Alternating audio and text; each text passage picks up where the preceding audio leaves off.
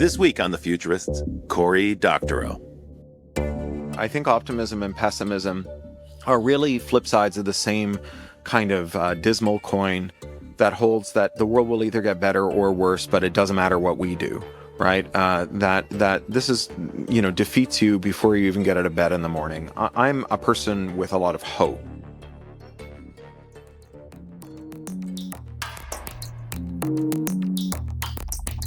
Well, welcome back to The Futurists. I'm Rob Terzic, Hey. co-host Brett King. Hi, Brett. Great to see you finally connecting together. You're in Tokyo. We have it. I mean, I had Pablos Holman on, and the other one I recorded recently, which I didn't have the chance to have you on because the time zones didn't work. But it's great finally for us to be recording a show back together again. Good to be back. Good to be back with you. How is the situation in Los Angeles with? Oh, everything's fine now. So, the fire's ended. We got a little rain and we immediately sink back into instant amnesia. And so no one's going to change anything here. We're going to continue rebuilding the houses in Malibu. And 10 years from now, you'll hear the same story. It happens like clockwork. Well, we do have a guest, and he's written about the impact of climate in California. So it's going to be great to sort of get his perspective on this as well. Well, why don't we jump right into it? Yeah. Cory Doctorow, welcome to The Futurists. We're thrilled to have you here. We're both big fans. I've been reading your books for years, and I'm a Boing Boing fan from way back when. I was a friend of Zini Jardin back in the day. Super great to meet you now, and thank you for joining us here on the show. It's a real pleasure. Thank you very much. Cory, you're right now on your book tour, right? Now? Yeah, you're on the book tour. Tell us about that. Yeah, I'm in New York today. I'll be in Penn State tomorrow, then Doylestown, Pennsylvania, Baltimore, D.C., Richmond, Virginia, and then Austin for South by and some bookstore events. And then I head off to Stuttgart and a whole bunch of other places, about 25 cities. Doesn't it feel a little arcane to be doing a physical book tour for a physical book in 2025? I have to say, I mean, this is probably the wrong thing to say to people who run a video podcast, but I'm so sick to the back teeth of watching people talk on video screens. So, I feel like it is very easy to attend a virtual book launch by letting it run on your phone while it's in your pocket and you're like cleaning the litter pan. I don't think you get much out of it, and I don't think the author sells a lot of books that way. So, I think these in-person things make a difference. They certainly expose me to a lot of readers and colleagues. I work in a lot of side gigs while I'm around. So yesterday I was in Toronto. I had done a bookstore event, but I also gave the Ursula Franklin lecture at Innis College at U of T and met with a bunch of grad students. And it was it's a good day. I get to do sort of stuff that relates to my day job at the Electronic Frontier Foundation while I'm traveling around, meeting with people, meeting with academics, meeting with activists. This morning I was on Democracy Now!, doing stuff that is both my day job and my vocation. Now, for the folks who are listening who are less familiar with your books than they should be, you really have two kind of trades. One is you're a journalist about the information economy, but you're also a science fiction writer. And tell us a little bit about Picks and Shovels, and then how does that fit into that scheme? Sure. I would say I'm actually three things. I'm an activist as well. I've worked with EFF, the Electronic Frontier Foundation, for 23 years now. So Picks and Shovels is a science fiction novel. It's the third novel starring my forensic accountant, two-fisted hero, Martin Hench, whose story is that he spends 40 years in Silicon Valley unwinding every weird finance scam that a tech rogue can imagine. He's the Zelig of high-tech finance crime. I wrote this book under weird circumstances. The first of these Martin Hench novels is called Red Team Blues. It came out in 2023. And I wrote it during lockdown. I write when I'm anxious. So during lockdown, I sat in my backyard hammock in Los Angeles and wrote 9 books. And this was one of them. Wow. And I sent it to my editor. And the next morning, he sent me back a very short email that said, that was a ride. Whoa. And he bought 3 of them. And this novel had a very odd premise. I had the idea that you could write the last volume of a long-running series without bothering to write the rest of the series, and that would carry over a certain kind of anticipatory energy. So I think you could do this with TV too. I'd love to see a weekly show that was just the last episode of a sitcom that didn't exist. Different, sort of that final episode of MASH energy every week. So I wrote this book. My editor loved it. He bought 2 more, and I had to figure out what to do because Marty Hench in that book is 67 years old. He's got his one last job. He, earns his retirement, let's put it that way. And while there is some precedent for taking a detective out of retirement, you have Conan Doyle bringing Holmes back over Rickenbach Falls, but that was because Queen Victoria told him she'd knight him if he did. And, even if your editor is like a vice president of the Macmillan Company, he cannot offer you a knighthood. But I had this idea that I could write these books in any order, that because this guy had been in Silicon Valley for 40 years, I could tell the tale of any scam and there would be a place for Marty Hench in it. And that moreover, when you're writing out a sequence, you don't have to worry about continuity, right? If there's something that doesn't seem to line up, you just write a book between the 2 points that reconciles them. In fact, the more stuff you make up, the more of a premeditated you seem to be, because you're just pulling it all together. So it makes for very satisfying read. Which brings me to Picks and Shovels. This is the 3rd of these books, and it's Marty Hench's first adventure. It's set during the wild and weird era of the early PC. In the early 1980s, Marty Hench starts his career as a prototypical MIT screw-up. He flunks out of his computer science program because he's too busy programming computers to get a computer science degree. And he ends up in an accounting program because the community college has bought a lab full of Apple II Pluses, and that's his chance to play with a very expensive piece of hardware. And then he follows his rock star programmer roommate out to Silicon Valley, where amazing things are happening, and finds himself in a trade war between 2 weird PC companies. One of these weird PC companies is actually a pyramid scheme. It's called Fidelity Computing. It's run by a Mormon bishop, an Orthodox rabbi, and a Catholic priest. And they do predatory faith sales, where they work through their parishioners to exploit one another, exploit the bonds of trust between them, to sell these junky PCs that are designed to lock you in and pick your pocket. So like even things like the fanfold paper for the tractor feed printers have the tractor feed holes sprocketed just slightly wider than normal paper. So you have to buy their paper at a 10x multiple to print out your documents. And the floppy drives are gimmicked to take their special floppy disk. I mean, basically, it's the Apple model, but in the 1980s, right? It's the Mac model, but in the 1980s. Don't give Apple many more ideas, man. Yeah. It's like... So the rival company is called Computing Freedom, and it was founded by 3 tearaway employees, 3 former sales managers. One is an Orthodox woman who's been kicked out of her family because she came out as lesbian. One is a Mormon woman who's left the faith because of the LDS opposition to the Equal Rights Amendment. And one is a nun who's left her order and joined up with the liberation theology movement in Central America during the Dirty Wars. And they've made it their mission to repent of their sins and liberate all the parishioners they locked into these crappy PCs by building interoperable hardware and software, things that let you export your data, use anyone's floppy drive, use anyone's printers, and so on and so on. And it turns out that the kind of clerics who are willing to make millions of dollars by exploiting people in their faith group are not going to go easily, and in fact are not above spectacular acts of violence to defend their multi-million-dollar grift. And so what starts as a commercial battle turns into a shooting war. And it's all set in this moment where Reaganomics, neoliberalism, the dismantling of competition law, they're all kicking into gear. And the stuff that leads inexorably to today's to the degradation of the internet into 5 giant websites filled with screenshots of text from the other 4, where it's just getting started. And so it's a way to do historical fiction that works in the way that maybe futuristic fiction does too, as a kind of toy world where you call attention to certain elements that illuminate things about today that are omnipresent but hard to put your finger on, so that you come away with a better understanding of what's going on today by thinking about the past or the future.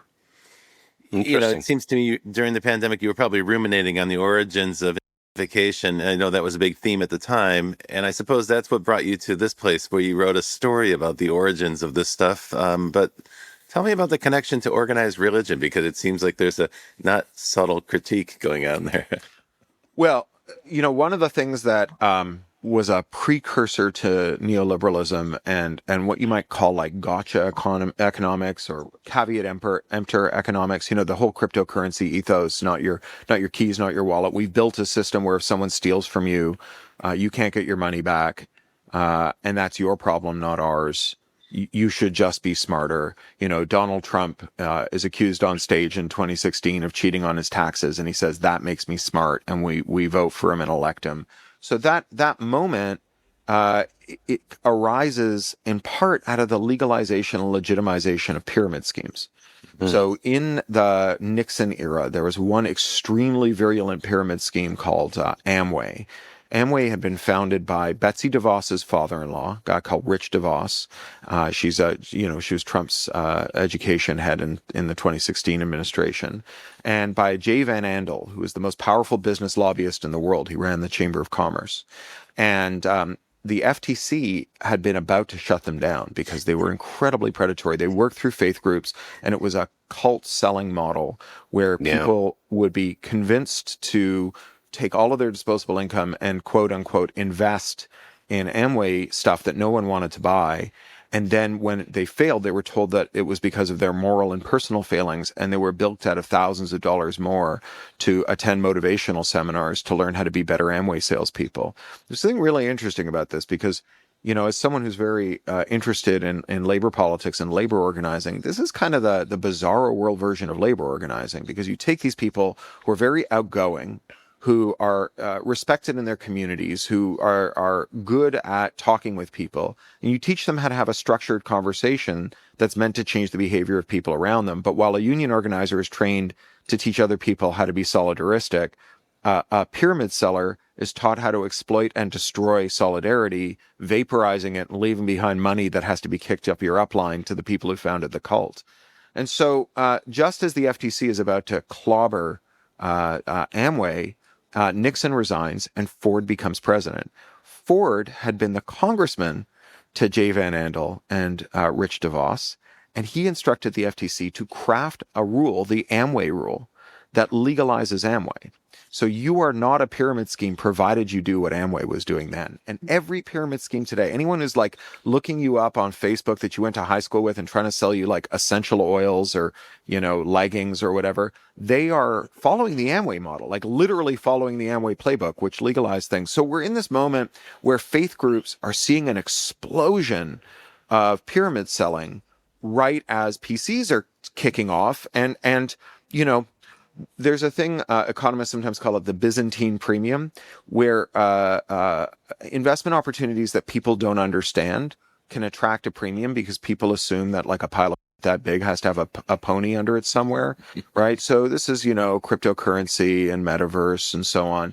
And back then PCs were the mysterious hot thing of the day on the cover of all the weekly magazines, and you were told that it was going to change the whole world. No one knew what they were.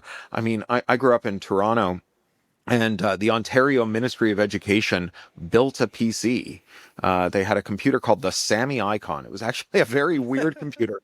It booted 3 different operating systems, one of which was a logo shell, and it had inset into the molded plastic of the keyboard a trackball like you'd get on an arcade game of Centipede, so that you could direct your logo turtle. It was like just the weirdest goddamn thing you've ever seen. People were building these things all over the place. We forget how weird computers were back then before they crystallized into these extremely boring beige boxes, What sort of computer did you first grow up with? Like, what did you use when you got into computing? I had computing? a funny early computing experience. My dad's a computer science teacher, and when he was learning to be a computer scientist, he brought home a teletype terminal from the university with an acoustic coupler so we could connect to the PDPs on campus.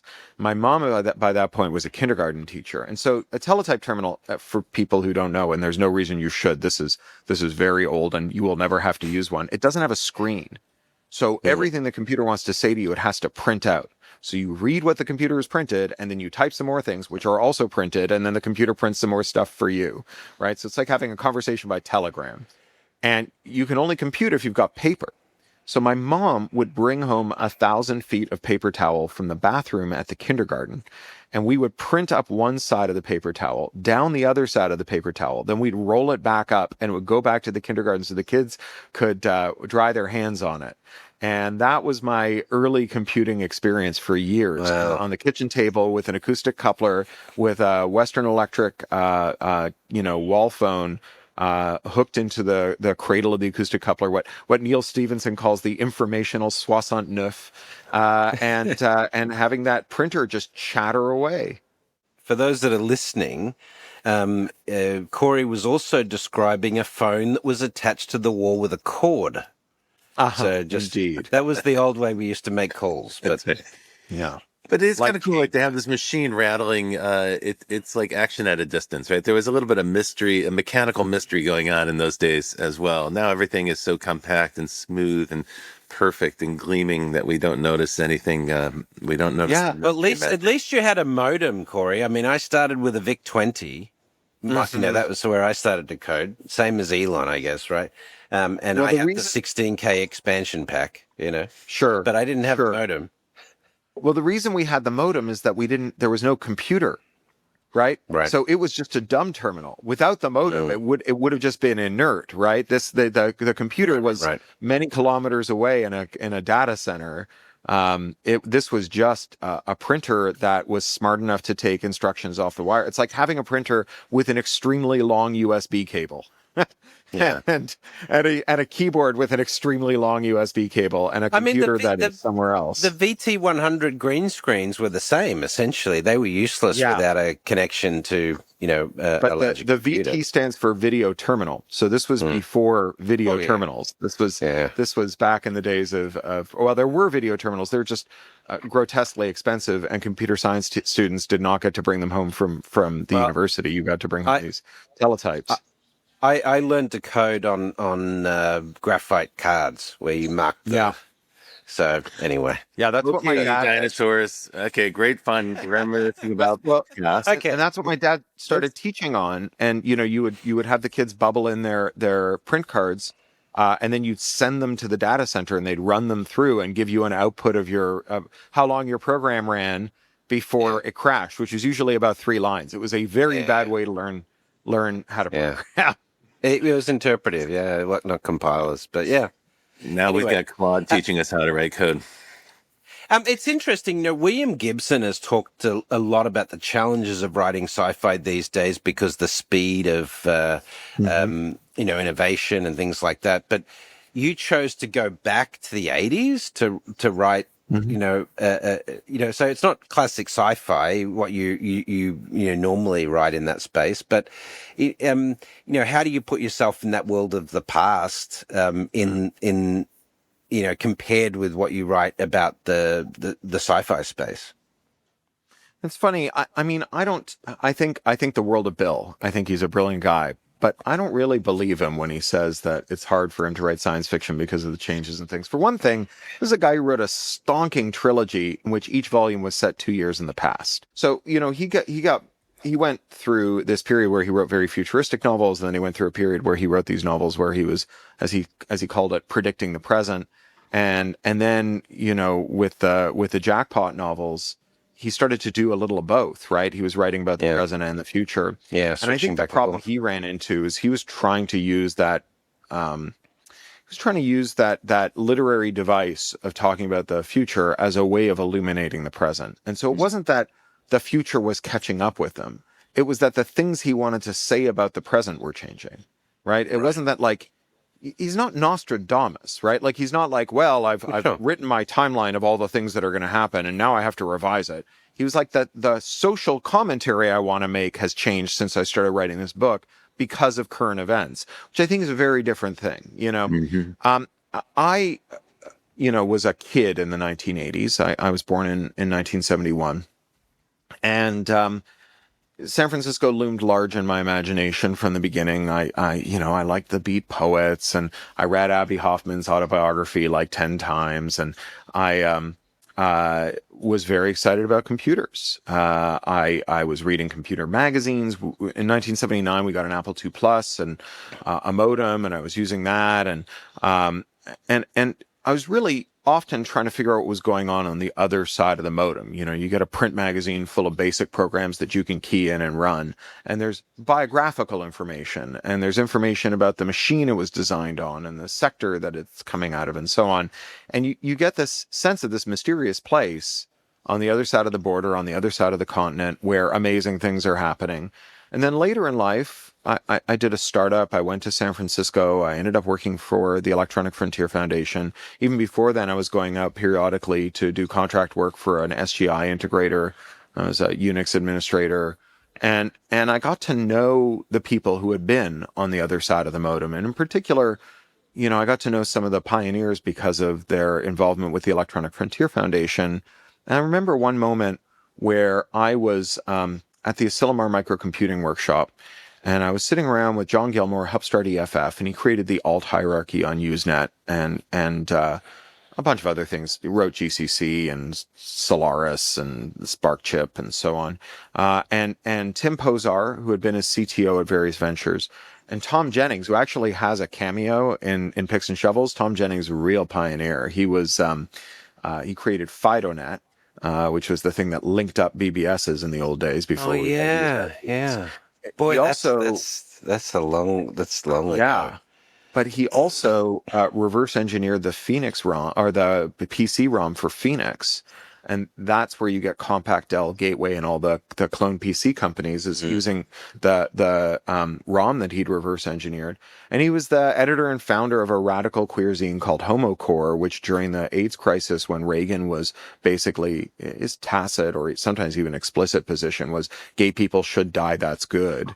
That, he was a real radical firebrand in those days. So the three of them are sitting around at Asilomar Microcomputing Workshop discussing how one day when they were all working at the first dial-up ISP, which John had founded, the Little Garden, they got this idea to merge John's alt hierarchy on Usenet with Tom's FidoNet, right? This store and forward BBS network, and to put a gateway between them. And they're describing this, and I'm like, wait a second. I remember that day, right? I was on the other side of the modem. I remember dialing into my local BBS, which was quite an ordeal. You had to, I had a rotary dial modem. The touch tone modems were too expensive, but there's no way you were going to get into the one phone line of your local BBS rotary dialing. So instead, you got the touch tone phone to your ear, and you're redialing, hanging up, redialing, hanging up. But if you hear a ring, you use the AT command to have the modem pick up, and then you slam the phone down so that the modem can pick up the call. And I remember one day, I call into my local BBS, and instead of there being like 40 FidoNet feeds, there's like tens of thousands of Usenet feeds. And it was like opening the cupboard door and finding Narnia on the other side. And I have therefore lived in an informed imaginary of that era for quite some time. It's, I have friends in that milieu. It's been professionally very important to me. Being on the other side of it as a kid was very formative to me. And so it came very naturally to me to think about that time and to visit a place that was so vivid in my own imagination. Of course, I've lived in San Francisco many times too. You do a great job of reconstructing it, even here using words for the audience. So it's fun to listen to. Hey, Brett, we should probably do the lightning round and head out to a break and come back in a minute, and we'll do some futuristic stuff. Yeah, no, I do want to talk about some of the other stuff too, like down and out in the Magic Kingdom and the reputation economy and stuff like that. It's a bit interesting. But let's have a quick lightning round and get to know you a bit better, Cory. What was the first science fiction you remember being exposed to? Well, that would have been Doctor Who. And when my mom was at Teachers College, my dad would be home with me and my baby brother, and we would watch Doctor Who on public television on TV Ontario. And every week would be introduced by Judith Merrill, who was this towering figure, a writer, a critic, an editor. And when she and Frederick Pohl divorced, she moved to Toronto with the kids. and got a gig on local public TV introducing each week's Doctor Who and talking about where the tropes came from, because she'd been in the Futurian house in New York in the 30s and 40s. She was a great, tough old bird, and she had, chain smoker with a great voice, and be like, tonight's episode is about time loops. I remember we invented time loops at a spaghetti potluck dinner, and it was a difficult night because Isaac Asimov was there and he kept grabbing C.M. Kornbluth's girlfriend's ass. Anyway, we wrote 13 stories about time loops. I took the A train in the morning to Rockefeller Center. I threw them over John W. Campbell's transom, and they all came out over the next year, and that is where time loops come from. It was just terrific. Interesting. What technology do you think has most changed mankind? Language, fire. All right, that's a good one. Fire. Yeah. Levers are a good one. Oh yeah. I'm gonna say levers. Okay, cool. That's interesting. That's a new one. We had fire before, and I think we've had language before. Okay, is there a futurist or an author that was particularly influential to you in the early parts of your career, or even later? Well, it's going back to Judith Merrill. So Judy, she took the books when she came to Toronto. She took her and Fred Pohl's books, and she donated them to the Toronto Public Library, where they formed the nucleus of what's now the largest science fiction reference collection in the world. And she was the writer in residence. It was then called the Spaced Out Library. Now it's called the Merrill Collection. I'm on the board. And as like nice. A 10-year-old, I went down to the library, and she was like, kids, if you write stories, you can bring them to me, and I will help you make them better. And so, like, from the age of 10, I was bringing stories to her. This is like practicing your slap shot with Wayne Gretzky. And she would put writers she liked in workshops together. So I ended up workshopping with Peter Watts and Carl Schrader and a bunch of other writers that she would gang together. Like every science fiction writer in Toronto was influenced by her in this way. She had these every 6 week potlucks at some science fiction writer's house called Hydra, where we'd have all the editors and writers and critics. She convinced a local fan to found the first science fiction magazine that ever bought a story from me. She convinced another local fan to found the first ever science fiction bookstore where I ended up working. I mean, she basically created the equivalent of a formal apprenticeship for science fiction writers. It was incredible. Wow, that's great. All right, last question before the break. Is there a science fiction story that you think is most representative of the future you hope for? I don't know if it's most representative, but I'm a giant fan of Stan Robinson. I think it's his first novel, Pacific Edge. It's part of that Three Californias trilogy. That. Yeah. It's the book I read whenever I feel low, and it's really informed how I think about like complicated utopias, because it's not a place where we've solved all our problems, but it's a place where we're rising to the challenges. Yeah. Wasn't that where he had cars that ran on sort of monorail infrastructure on the freeways? That's one of the other volumes. So he wrote different books set in the same year in California in 3 different futures. One was like a hyper-capitalist hellscape, one was a nuclear wasteland, and one was an ecotopian utopia. Yeah. Very cool. Well, let's take a quick break. Rob, you want to take us to break? Yeah, sure thing. You're listening to The Futurists with Cory Doctorow this week. We'll be back in just a minute. Provoke Media is proud to sponsor, produce, and support the Futurist podcast. Provoke.fm is a global podcast network and content creation company with the world's leading fintech podcast and radio show, Breaking Banks. And of course, its spin-off podcast, Breaking Banks Europe, Breaking Banks Asia Pacific. But we also produce the official Finovate podcast, Tech on Reg, and Emerge Everywhere, the podcast of the Financial Health Network. For information about all our podcasts, go to provoke.fm or check out Breaking Banks, the world's #1 fintech podcast and radio show. Hey there, you're listening to The Futurist. I'm Rob Chersick with Brett King, and this week we're talking to Cory Doctorow. Cory, tell us a little bit about your work with the EEF, and particularly bring it up to this present moment that we find ourselves in. So I've been working with the Electronic Frontier Foundation for about 23 years now, and I've worked on many different campaigns. I was their European director for some years. And broadly speaking, I would say that the defining ethos of my career there has been trying to safeguard and expand technological self-determination, the right to decide how the gadgets and services you use work. And, that has gone from being sort of a consumer rights issue to being an existential crisis, right? Deciding whether or not your car can repo itself has a dimension to it that is like much more intense than, whether or not your ebook reader lets you switch in ebooks from another vendor. And, deciding whether the computer you use rats you out to your boss if you try to organize a union on it is even more existential still. We've actually just seen that. The UK managed to successfully force Apple to step down its so-called staunch commitment to privacy. And that seems like the thin end of the wedge. We're going to start to see governments intrude more and more into our personal devices, I think. Well, to be clear, Apple hasn't done it yet. They just said they will. So the UK passed a law, and I was based in Britain, and I founded an EFF style organization there called the Open Rights Group. And we worked really hard against this law that the UK passed in 2016, the Investigative Powers Act, which is colloquially called the Snoopers Charter, and it contains a provision that allows them to create secret orders that cannot be disclosed, forcing companies to modify their technology to facilitate eavesdropping, to facilitate interception and surveillance. And so they served Apple with one of these warrants, and they said, you need to make it possible for us to read the cloud backups of any Mac user or iOS user.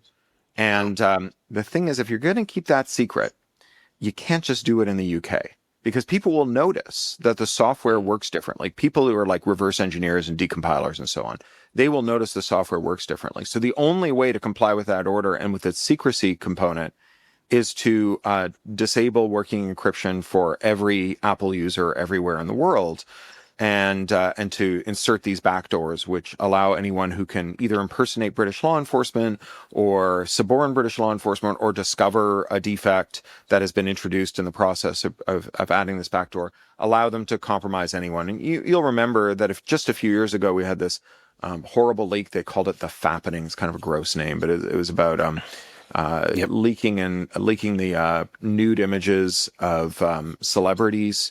But also, this kind of intrusion is often a prelude to spear phishing attacks and ransomware attacks. It's kind of how you get the information you need to harm people in other ways. So it's a really high risk activity.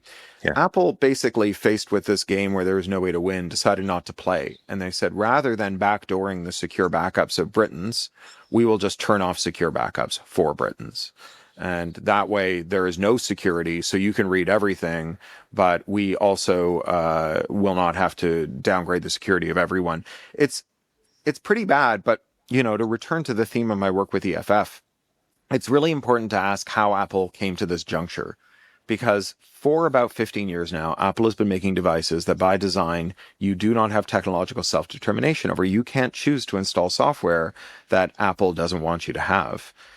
They have arrogated themselves the right to decide how your device works, even after you buy it. And when they did that, we warned them, once you have that power, someone's going to ask you to use it on their behalf, right? Governments are going to show up and say, you can degrade or disable the security on devices. You can remove access to tools and information sources that we would rather people in our borders not have, and you're going to get pressurized. And of course, that happened when the FBI asked Apple to downgrade the security for the San Bernardino shooter's phone. But it also happened in China, where Apple caved because they need access to the giant Chinese market, 500,000 middle-class consumers. They also need access to Chinese manufacturing. And so long ago, they downgraded the security of iCloud backups. They removed all working VPNs. And then during the last party Congress, when Xi Jinping was renewing his mandate, in order to help suppress protests against this, they disabled anonymous document sharing and AirDrop at the request of the Chinese authorities. So, once you put the mantelpiece on the gun in Act 1, you really can't act surprised that it's gone off in Act 3. And this was a thing that we warned them about. And, you asked me about my career at EFF.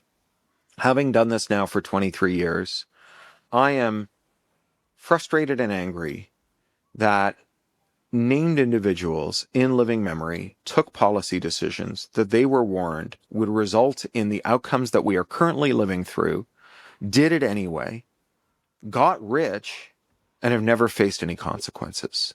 And so, the law that Bill Clinton signed in 1998, the Digital Millennium Copyright Act, that makes it a felony to jailbreak a device like an iPhone, they were warned, right? Mm-hmm. In fact, his copyright czar tried to get this proposal through Al Gore at the National Information Infrastructure hearings, this information superhighway hearings, and Al Gore laughed him out of the room. So in his own words, Bruce Lehman, the IP czar, he did an end run around Congress. He went to the UN agency WIPO, the World Intellectual Property Organization, and got them to pass two treaties, the Internet treaties, the WIPO Performers and Phonograms treaties, and the WIPO Copyright treaties, that imposed the obligation on America to enact this law that they had already decided not to have, right? So, Bruce Lehman's still around. He's rich. He's respected. That guy should be, like, his name should be Mud, right? We should all, like, swing a noisemaker when they mention his name like it was Purim. And instead, he's just walking around like he didn't destroy the internet. Yeah. These decisions have long consequences. So that's part of the mission of the Electronic Frontier Foundation, is to serve as that warning signal, that canary in the coal mine, and let people know that decisions that are being mooted right now by clueless politicians are going to change the landscape years in the future. But as I mentioned in the beginning of the show, we live in a time of permanent present and kind of instant amnesia, and events are coming at us so fast, and people feel like there's so much on the back foot reacting to this flurry of events. We have a hard time making that connection. I think many of us have a hard time making a connection to an event that happened just before the pandemic. We tend to forget the origins of these things, and then we'll find ourselves one day living with the consequences and wondering how we got there and how we can do something different about it. It doesn't seem to me that you're a pessimistic person, even though you confront very dire situations like this on a daily basis. How do you maintain your optimism? Well, I wouldn't call myself an optimist either. I think optimism and pessimism are really flip sides of the same kind of dismal coin that holds that the world will either get better or worse, but it doesn't matter what we do, right? That this is, defeats you before you even get out of bed in the morning. I'm a person with a lot of hope. And I define hope as the idea that if you materially change your circumstances, that you will ascend up a gradient towards a better world. And as you attain a new higher vantage point, you will spy other activities you can take, other moves you can make that will help you ascend the gradient further. And so I, even when I'm confronted with something as dismal as the moment we're living in now, I'm always looking for what we could do that would positively affect the lie of the land so that we might have a more advantageous starting point when the next turn starts. And, right now I'm very interested in the fact that most countries in the world have enacted laws that ban reverse engineering and modifications at the behest of the U.S. Trade Representative, who wanted to make sure that, no one was going to make a third-party ink cartridge that would challenge HP's ability to charge $10,000 a gallon for colored water, that no one would make a tool that allowed an independent mechanic to fix a car, or better yet, jailbreak a Tesla so that you can have all the downloadable content, all the subscription features for free forever. And when you sell the car, it goes with the car, so your car's now worth more. That no one would ever jailbreak an iPhone to add their own app store to it, so that software authors could sell software to their customers without giving Apple 30% of every dollar they made and every dollar that the software generated over its lifetime, which is the deal that Apple has for payment processing. And the reason that countries around the world were pressurized by the U.S. Trade Representative to do this, and the reason they caved, is that the U.S. Trade Representative was negotiating free trade agreements. And he was saying, if you want to have the Australia-U.S. Free Trade Agreement, or NAFTA, or the various agreements between the EU and the U.S., that you are required to put these laws on your books. Well, I don't know if you've heard, but Donald Trump is staging an unscheduled mid-air disassembly of the International Free Trade Order. And if Canada is not going to have tariff-free access to the U.S. markets, why are we still making it illegal for Canadian businesses to jailbreak Teslas? Look, if you're angry at Elon Musk because of his Nazi salute, don't just wander around being performatively outraged. Figure out how to make him broke. Break a Tesla. Yeah. Yeah. So, this is a huge opportunity. It's how you win a trade war. Retaliatory tariffs are so stupid, right? Canada charging a 25% tariff on U.S. goods. So the U.S. goods Canadians buy, which are like most of the goods Canadians buy, because the years since NAFTA have been a long process of dismantling Canadian manufacturing and reconfiguring the Canadian economy to be like an open pit mine to serve American manufacturers. And so now everything's going to be 25% more expensive in Canada. That is a weird way to punish America. On the other hand, if you want to go after the most valuable companies in the S&P 500, the companies that have made the S&P 500 sit in the black for a decade, you take the tech giants out, they're the S&P 500 is a money loser, right? So if you want to strike at their core, you hit those businesses and you hit them in their most profitable lines of business: service, parts, materials, software, add-ons, support. All of those things where they use digital locks that are against the law in Canada to break, to enforce a monopoly. Break the monopoly, let it run through local businesses, move that economic activity to Canada, kick America in the dongle. It's a funny thing to think about, but don't you think that would lead to a downward spiral, a tit for tat battle, where every country?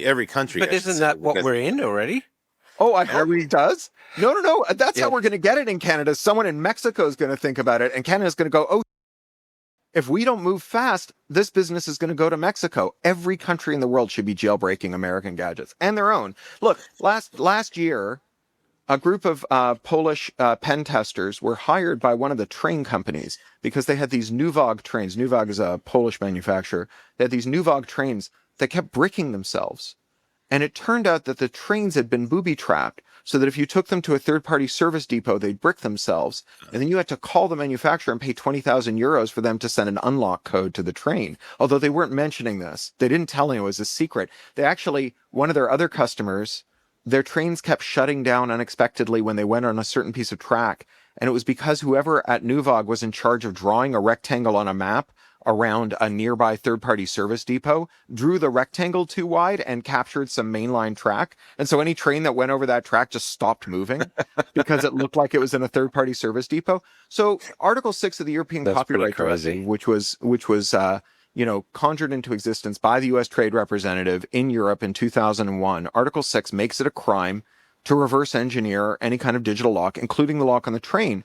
So these researchers, they have been repeatedly threatened with both criminal and civil sanction for coming forward with this information. Like, Poland should get that goddamn law off its books. Like, it's an affront to dignity that we have that law in its books. During the lockdown, Medtronic, which is the largest medtech company in the world, they bought all the rival medtech companies. Then they did the largest tax inversion in history. They pretend they're an Irish company now, so they don't have to pay taxes. They couldn't service their workhorse ventilators anymore. So they're the world's leading manufacturer of ventilators. Most ventilators in the West and then in the North are made by Medtronic.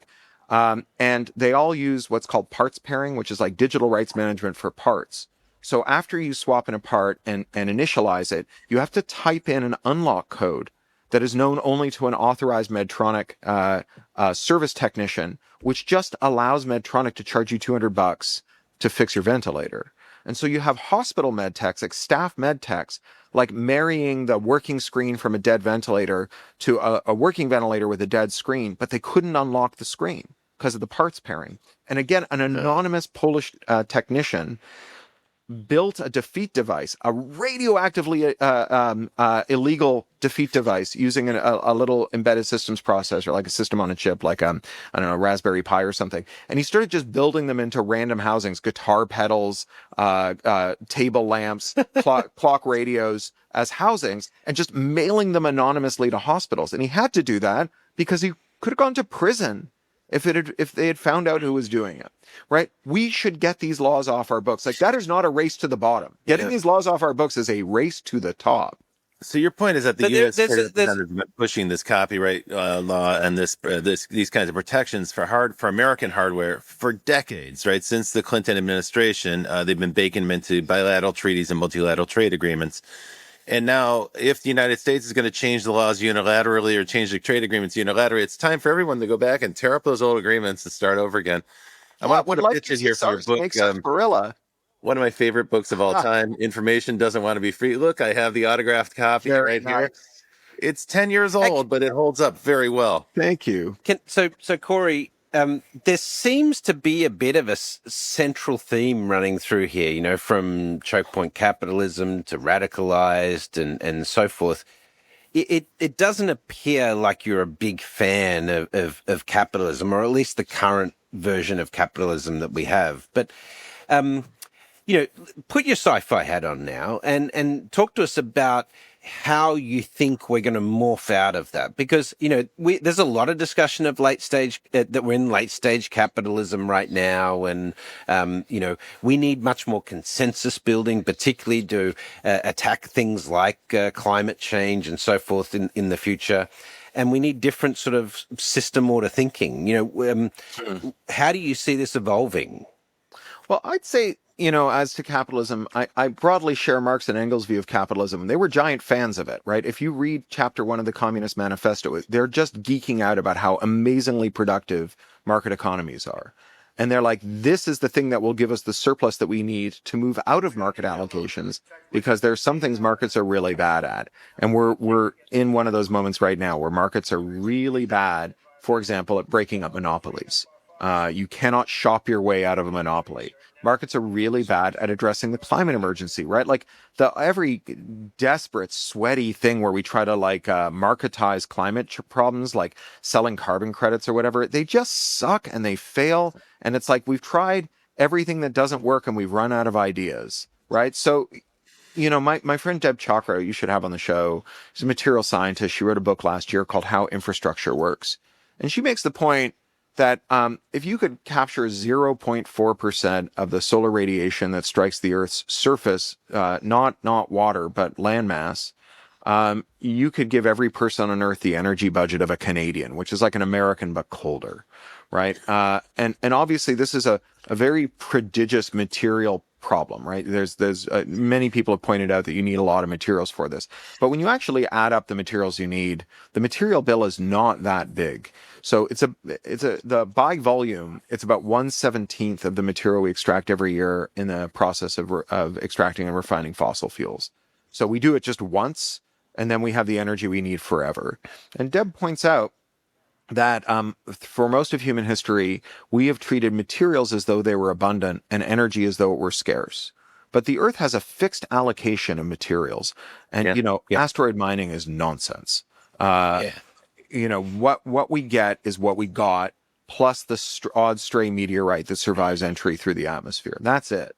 But we have renewable energy, right? We get a fresh shipment of energy every time the sun comes up, and another one every time the moon starts to exert a tidal stress. And we still don't use it.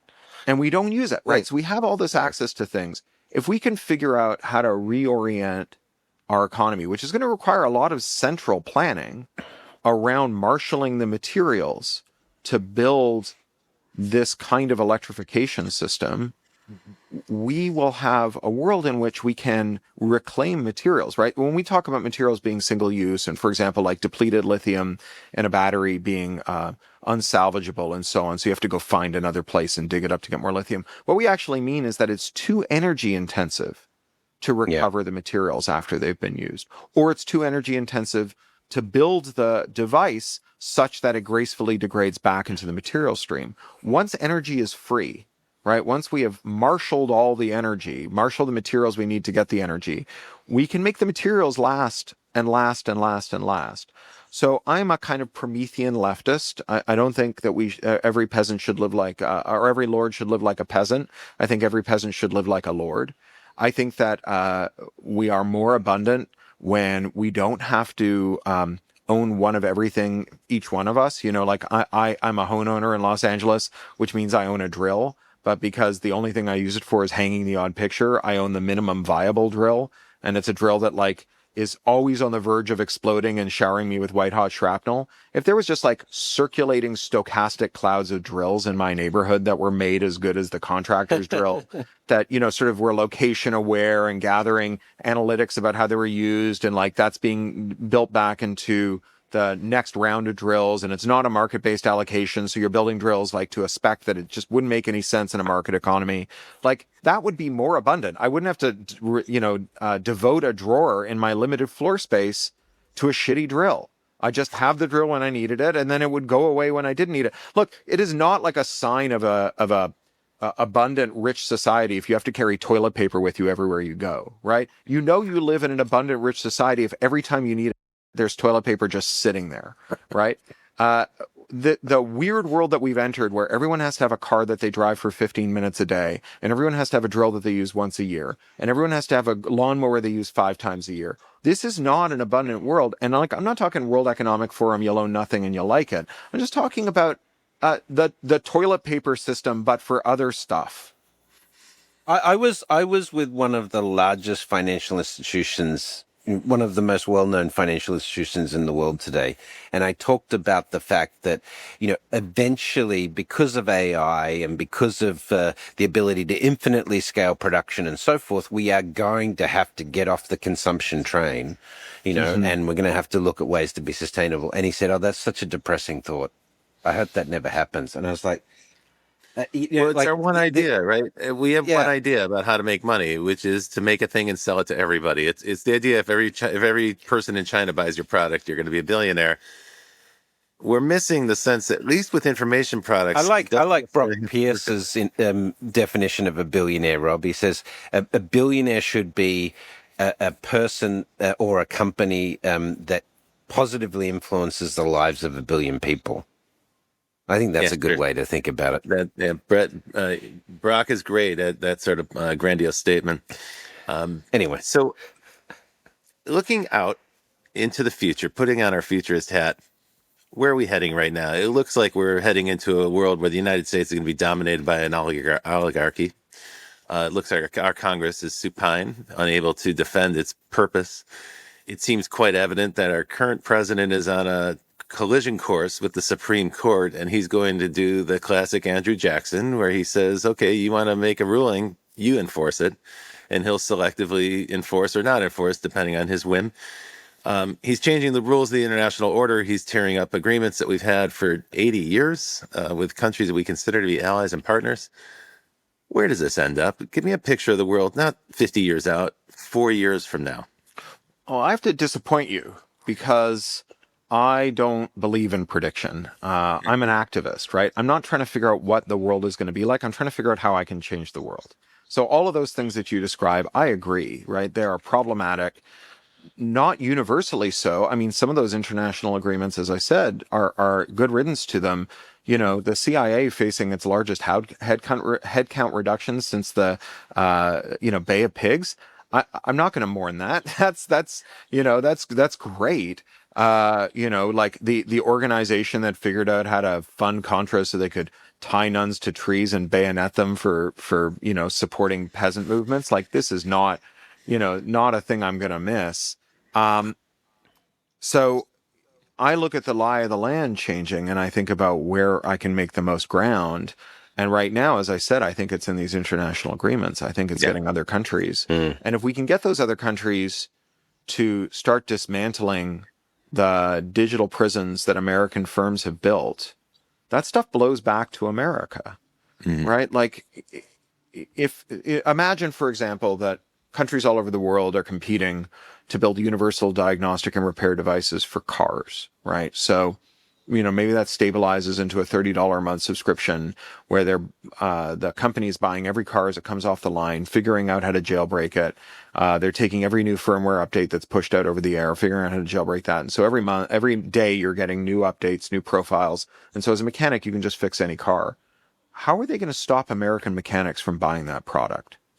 Right? Yeah. If there's payment processing and an internet connection, because like the part where the car meets the laptop that's running the software is a USB cable, right? So how do they stop Americans from using that product? And you add that up by, or you multiply that by 1,000 different lines of business, and what you have is something that crashes the wealth of the oligarch class, right? And that's where their power arises from. I don't know that that's going to solve all of Americans' problems, but I do know that that is a better position to be solving problems from than one in which they have an endless supply of rents flowing in from around the world that they extract using their terrible digital technologies.